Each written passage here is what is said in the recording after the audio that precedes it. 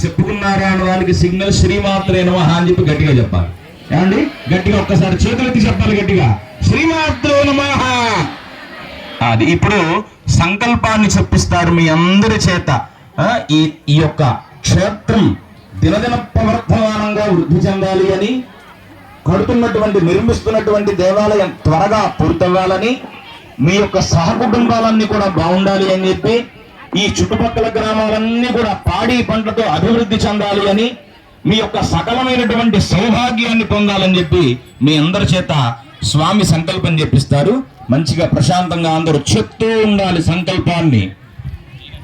చెప్పండి. మమ అస్మాకం సహ కుటుంబానాం క్షేమ స్థైర్య ధైర్య విజయ అభయ ఆయు ఆరోగ్య ఐశ్వర్య అభివృద్ధ్యర్థం ధర్మ అర్థ కామ్య మోక్ష చతుర్విధ ఫల పురుషార్థ